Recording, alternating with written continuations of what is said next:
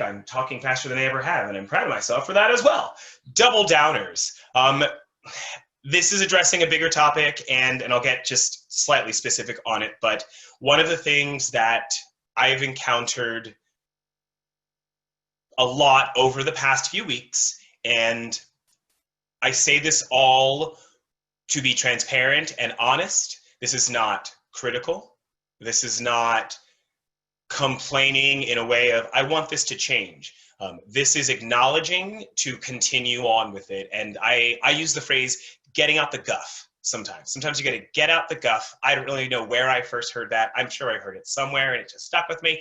I like alliteration, but you get out the guff to keep working at things. When you're in a project, in theater, I say this to my students, if you have a show you're doing, if you have something you're working on, and there are things that are frustrating you about your process, if you're like, hey, I need to go talk to someone, and you're just kind of trying to rattle off the things that are frustrating you so that you can get back to working at it, that's getting out the guff.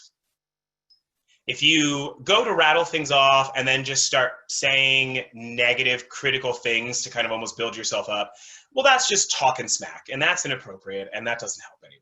But, when you sometimes just need to vent so that you get it out, and then you keep progressing, it's getting out the guff. So I'm going to somewhat get out some guff, but this has to do with double downers.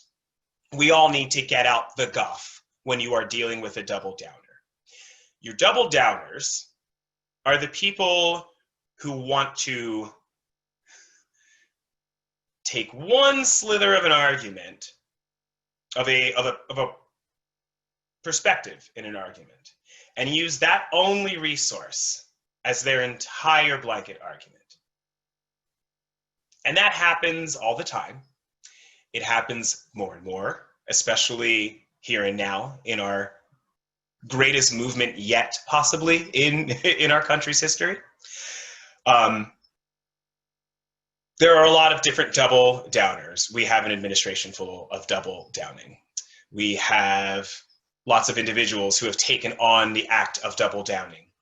Throughout this pandemic, pre-murder of George Floyd, especially, we could say, there would be people going back and forth about masks, the debate of how useful is a mask? Should we be wearing masks? What kind of coverings, et cetera, et cetera. And it's gone back and forth, and it's gone back and forth, and it's gone back and forth.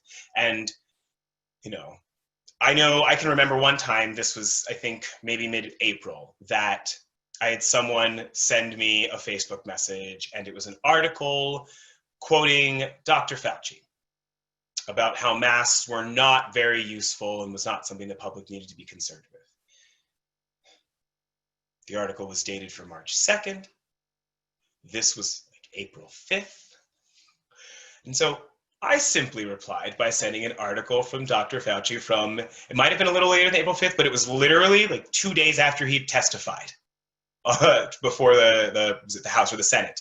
So it was just after he testified, and it was like, here's an article from the testimony he just gave a few days ago where he has evolved his opinion from his thinking in March.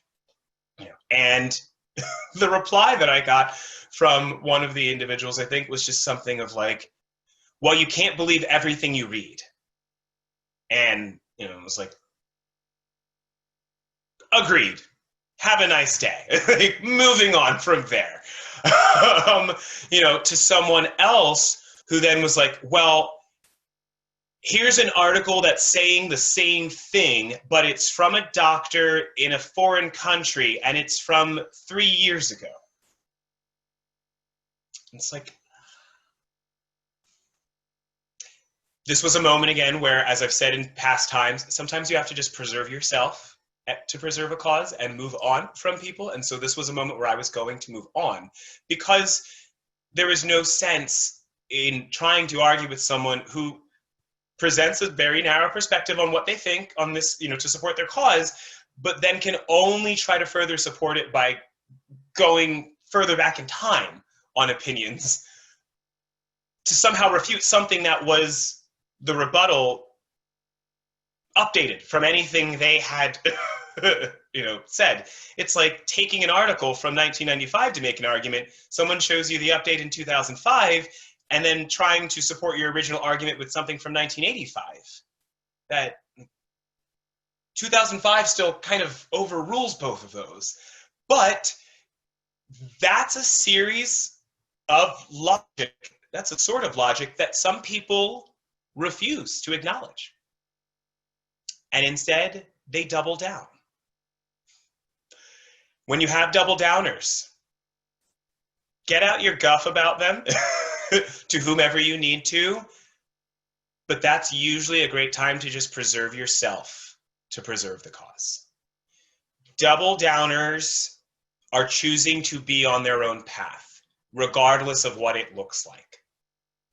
And you cannot do anything about that. You know, it's the tough, crappy point that every educator has to face when you have some students in some situations that will do everything they can to refuse to learn.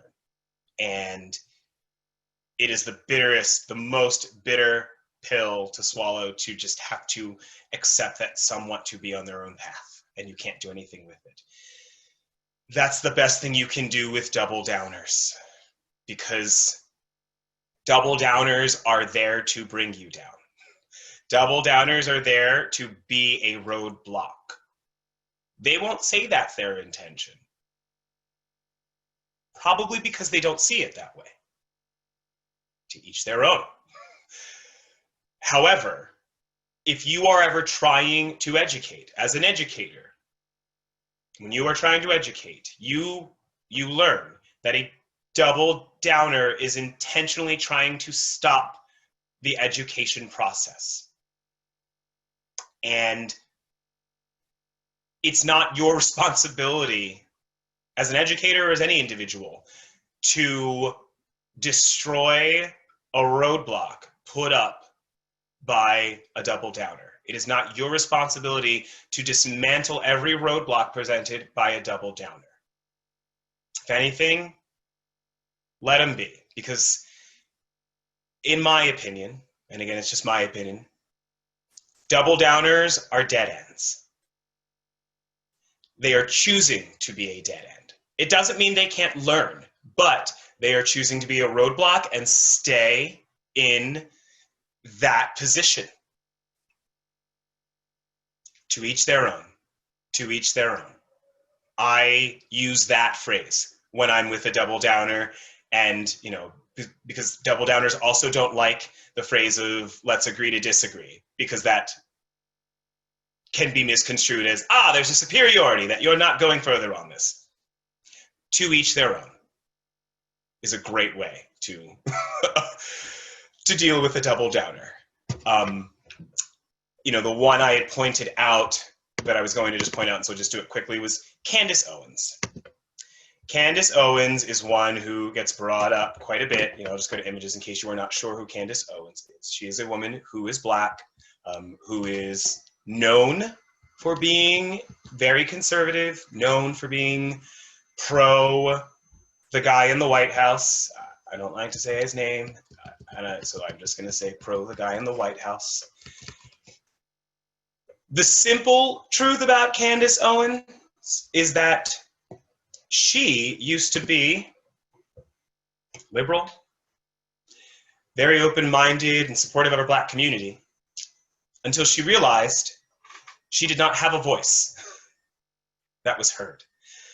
And she made a choice to